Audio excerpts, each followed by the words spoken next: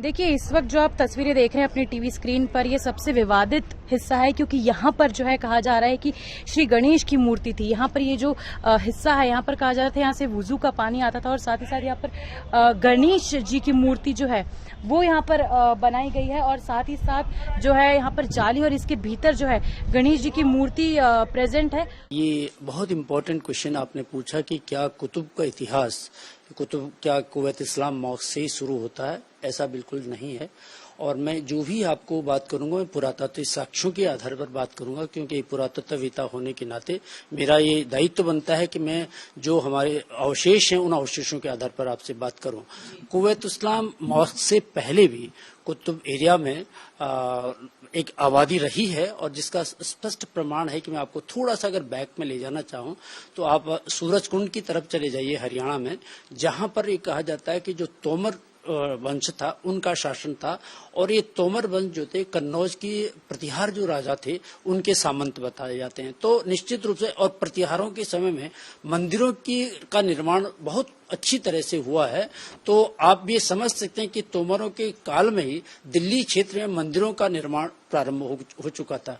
ये लगभग 11वीं शताब्दी की आसपास तो तोमर लोग जो थे ये वहां से शिफ्ट होकर के कुतुब क्षेत्र में आ गए और आपने देखा होगा कि वहाँ एक किला है जिसको लालकोट के नाम से जाना जाता है। और एक समय ऐसा था कि जब कुतुब का पूरा क्षेत्र जो है लालकोट परिसर के अंदर ही आता था। तो निश्चित रूप से लालकोट में इस तरह से अनेक निर्माण हुए हैं, मंदिरों के निर्माण हुए हैं।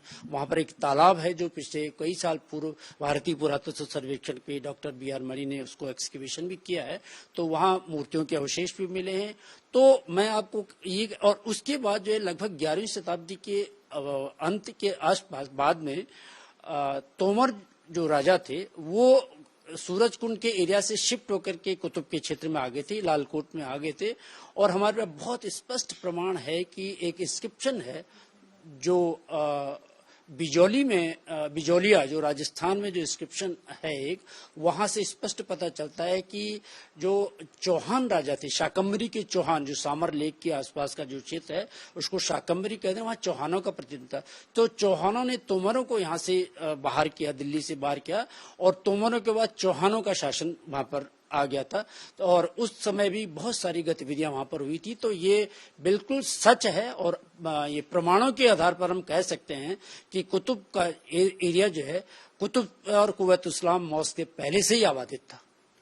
आपने कहा कि पहले से ही वहां पर कंस्ट्रक्शन किया गया था। किस तरह का कंस्ट्रक्शन था? क्योंकि हम जब एंट्री पर आते हैं तब उस मस्जिद के एंट्रेंस पर ही लिखा हुआ है कि इसे 27 मंदिरों, हिंदू मंदिरों को तोड़कर बनाया गया है। लेकिन आर्कियोलॉजिकल सर्वे ऑफ इंडिया को जितने भी अवशेष मिले हैं, जो स्टडीज हुई हैं, वो क्या कहती हैं इस बारे में? देखिए, ये तो सर्वविदित है क्योंकि वहां पर जैसे आपने अभी बोला कि जो कुवैत इस्लाम मॉस्क के गेट पे एक इंस्क्रिप्शन है जिसमें ये स्पष्ट लिखा गया है कि 27 मंदिरों के जो अवशेष थे उनको लेकर के कुवैत इस्लाम मॉस्क को बनाया गया था। तो इसमें कोई दो राय नहीं है, ये सर्वविदित है और शाश्वत सत्य है। आप अभी भी कुवैत इस्लाम मॉस्क के जो पिलर हैं उन पिलरों को आप देख सकते हैं जिनमें कि पूरा एक कारीगरी है जो कि हिंदू मंदिरों में कारीगरी होती थी। वहाँ कई इस तरह के अवशेष आज भी हैं। और आपको मैं एक स्पष्ट बता देना चाहता हूँ, ये गणेश जी की प्रतिमा है, ये जो ये विष्णु की प्रतिमा है जो कुतुब परिसर से ही प्राप्त हुई है। तो हम ये कौन सा समय रहा होगा? प्रतिहार कालीन है, 9वीं 10वीं शताब्दी की इमेज है। तो आप स्पष्ट कह सकते हैं कि ये जो एरिया था वो पूर्व में ऑलरेडी आबादित था। और जैसा स्पष्ट लिखा है कुवैत इस्लाम मॉस्क में जो है वो मॉस्क बनाई गई थी मंदिरों के अवशेषों से।